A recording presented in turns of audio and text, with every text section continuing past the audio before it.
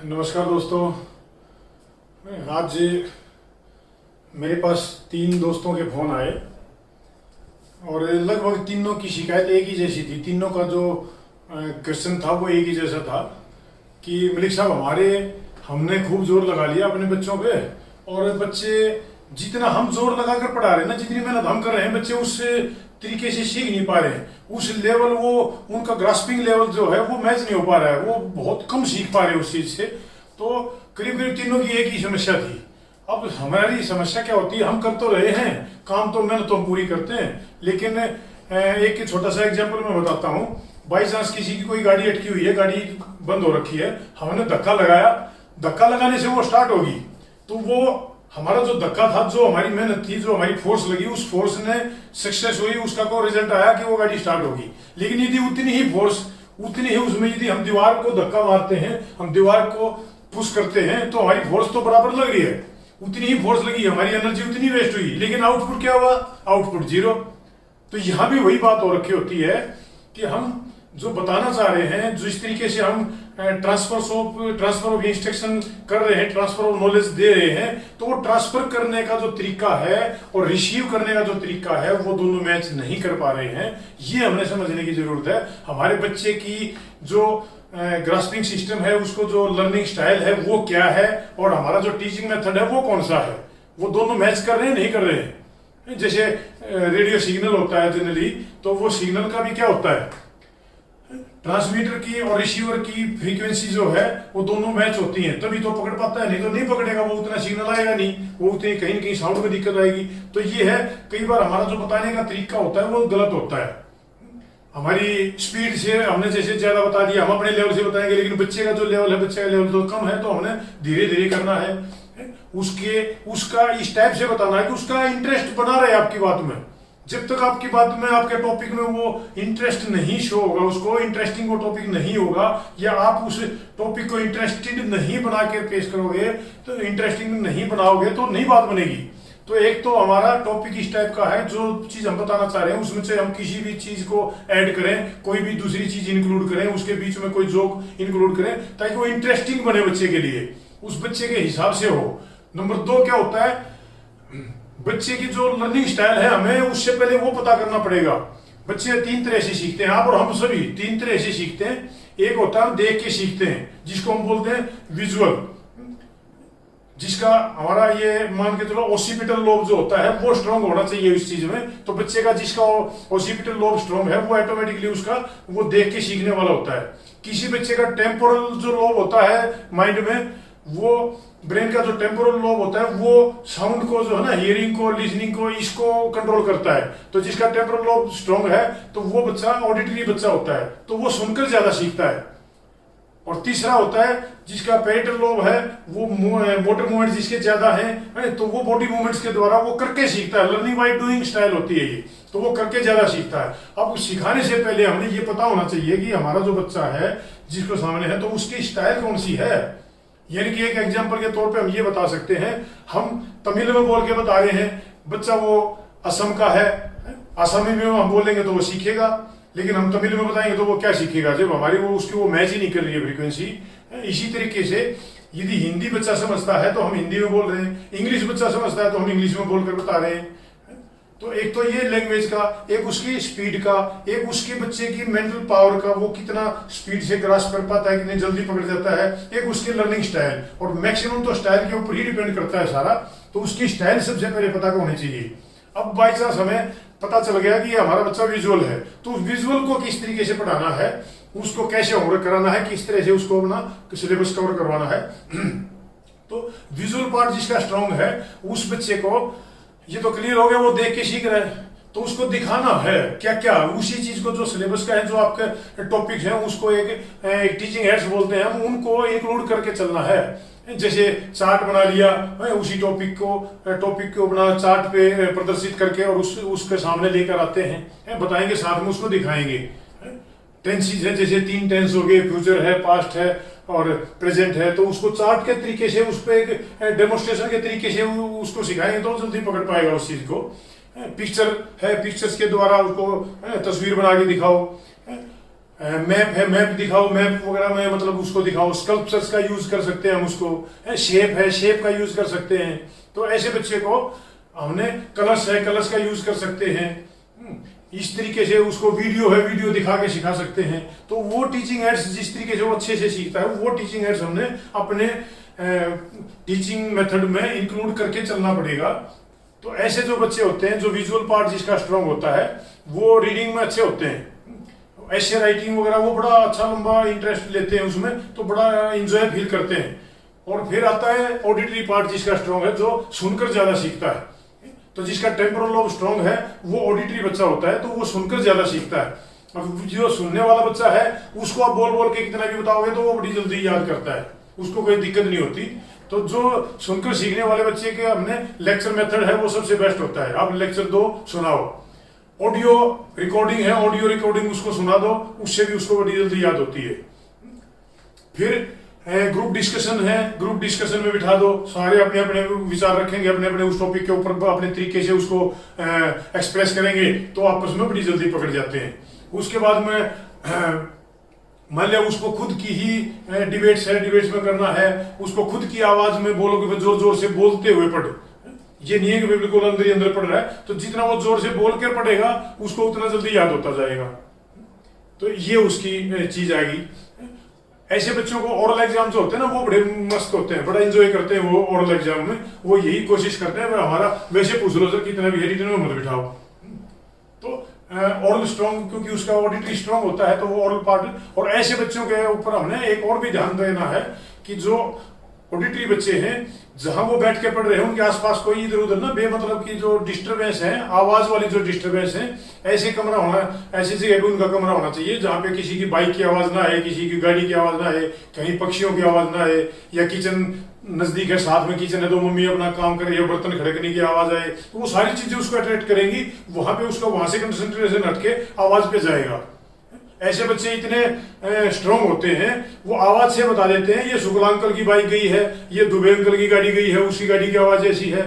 इतना इनका auditory part इतना स्ट्रांग होता है, आवाज से वो व्हीकल का बता देते हैं किसका व्हीकल है, कौन सा व्हीकल है। तो ऐसे बच्चों को एक और भी खास बात का हमें ध्यान रखना है, जो उसका एक नेगेटिव पार्ट होता है। ऐसे बच्चों को जोर से डांट कर हमने नहीं धमकाना चाहिए, डांटना नहीं चाहिए आवाज में। ऊंची आवाज में यदि हम उसको डांटेंगे तो वो एक एक चीज उसको याद रहेगी, वो भूल नहीं पाएगा उसको। आज हमने डांटा है तो वो पीछे बार 3-4 बार जो भी डांटा वो सारे रिकॉल कर लेता है कि हाँ उस दिन भी बताएगा आपको, उस दिन भी पापा ने ऐसे बोला था, उस दिन भी मम्मी ने ऐसे बोला था, उस दिन मेरे को ऐसे डांटा था। तो यानी कि उसका जिसका स्ट्रॉन्ग ऑडिटरी पार्ट है, तो उसको बोलकर नहीं धमकाना चाहिए, बोलकर नहीं डांटना चाहिए। इस चीज का पेरेंट्स को बहुत ज्यादा ध्यान रखना है, इवन टीचर्स को भी और पेरेंट्स को भी। तो तीसरा आता है हमारा काइस्थेटिक। काइस्थेटिक मतलब जिसमें मूवमेंट्स इन्वॉल्व हो, जिसमें बॉडी पार्ट्स जो है ना हिलते डुलते रहते हो, तो इसको बोलते हैं करके सीखने वाला, लर्निंग बाय डूइंग। तो लर्निंग बाय डूइंग में ऐसे में जिसमें एक्टिविटी इन्वॉल्व हो, इस टाइप से कौन से काम होते हैं भाई, आप रोल प्ले का यूज कर सकते हो। जैसे हमारे 5 सितंबर में टीचर्स डे पे होता है, सारे बच्चे हैं वो टीचर का रोल प्ले करते हैं। जो टीचर होता है वो बैठ के एज ए स्टूडेंट बैठता है, ठीक है बेटा तुम पढ़ाओ दिखाओ, तो वो टीचर का रोल प्ले करेगा। तो जैसे जैसे आएगा, तो इस तरह से हर चीज को हम रोल प्ले कर सकते हैं। जो हमारा लंबा टॉपिक है उसको हम एक कहानी के तौर पे इस तरह से एक्टिविटी के मतलब एक्टिविटी में उसको कन्वर्ट करके हम मतलब कर सकते हैं, बड़ी जल्दी सीखता है। ऐसे बच्चों को टूर के ऊपर ले जाके उसका मतलब एजुकेशनल टूर जो होते हैं, विजिट वगैरह पे वो घूमते फिरते वो बड़ी जल्दी सीखते हैं। और फील्ड ट्रिप्स जैसे हम बोलते हैं, उनको ट्रिप्स पे लेके जाते हैं फील्ड में, तो जैसे जैसे वो देखेगा घूमे फिरेगा, उसके बॉडी मूवमेंट्स जो है इन्वॉल्व होंगे, वो बड़ी जल्दी पकड़ता है उस चीज को। ऐसे बच्चों को हमने यदि पढ़ाना है तो जल्दी हमारी समस्या क्या आती है, मैक्सिमम हमने देखा है बच्चे टिक के नहीं बैठता है, कंटिन्यू टिक के नहीं पढ़ता है लंबे टाइम के लिए। वो कहीं कहीं उठ के जाएगा, हम क्या बोलेंगे कंटिन्यू पढ़ दो, बैठ 1 घंटे से पहले तेरे को उठना ही नहीं है।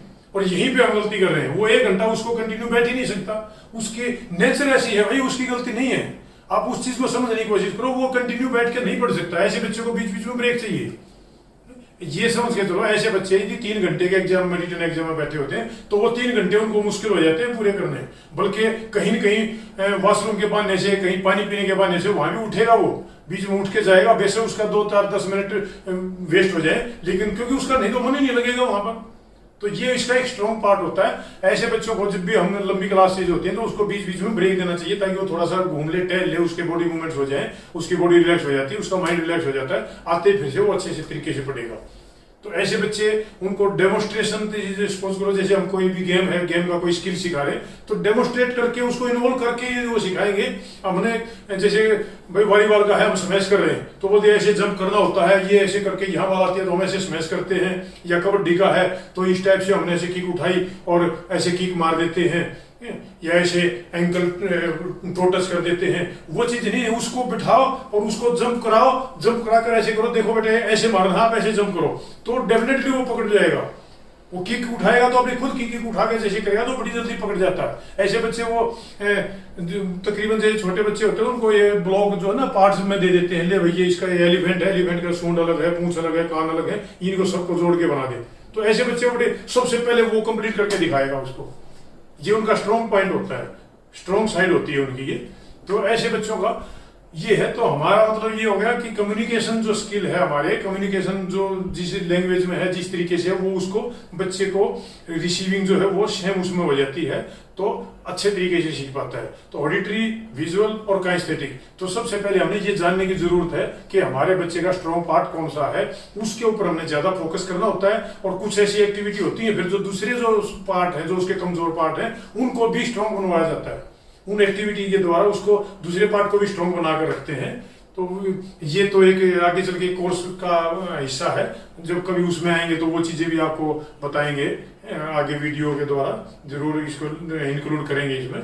तो सबसे बड़ी चीज क्या है, जो भी पेरेंट्स है, जो भी टीचर है, उनको बच्चों की जो लर्निंग स्टाइल है वो समझने की सबसे पहले जरूरत है, उसके तरीके से उनको करना है।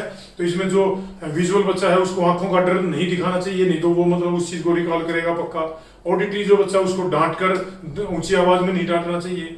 जो काइस्थेटिक बच्चा है उसको फिजिकल पनिशमेंट नहीं देनी चाहिए, थप्पड़ मार दिया, लात मार दिया, कुछ और कर दिया, उस तरह की उसको पनिशमेंट देके बचना चाहिए। उसके जो डिस्टर्बेंस फैक्टर है, जैसे ऑडिटरी बच्चे की आवाज का है, कहीं से आवाज नहीं आनी चाहिए, ऐसे माहौल में रखो। विजुअल का है, जब मान लिया विजुअल बच्चा है, हम ग्राउंड में बिठा के पढ़ा रहे हैं तो वो डिस्टर्ब करेगा उसको, कभी कोई पक्षी उड़ता हुआ दिखाई देगा, कभी पेड़ की टहनी हिलती हुई दिखाई देंगे, पत्ते हिलते हुए दिखाई देंगे, कभी कोई आदमी आता जाता दिखाई देगा, कभी एरोप्लेन जाता हुआ दिखाई दे, तो वो सारी चीजें उसको अट्रैक्ट करेंगी। वो उसकी मजबूरी है। हम लोग बोलते हैं उसको उधर क्या देख रहा है, तो इधर ध्यान दे, बुक में ध्यान दे, तो वो उसका कमजोर पार्ट है भाई, उसको देखना है, वो क्या करे, तो उसकी मजबूरी है, उसके बस की बात नहीं है, जाएगा उसका। ऐसे ही जो हमारे ये बच्चे हो गए ऑडिटरी बच्चे है, वो बताया ना, आवाज बराबर से गली में से किसी की भी बाइक निकली, कुछ भी निकला तो आवाज से एकदम से पता कर देते हैं, वो चीज उसको अट्रैक्ट करेगी। तो ये चीजें हमने सारी सीख कर, ये चीजें पता होना चाहिए बच्चे की एक्टिविटी से, उसके जिस तरह से हम पढ़ा रहे, तो अपने अपने अलग अलग 3 तरीके यूज करो।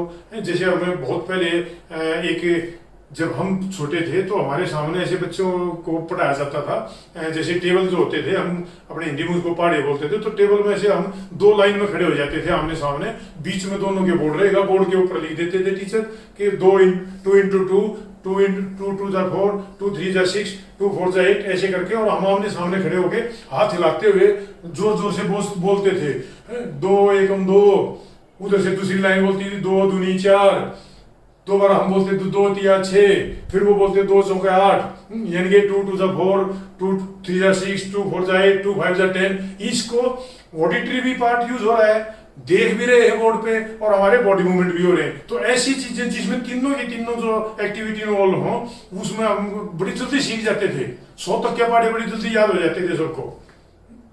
तो ये चीजें हमने इंक्लूड करके और वो करना पड़ेगा, इस तरह से ये चीजें हमने समझ कर चलना पड़ेगा।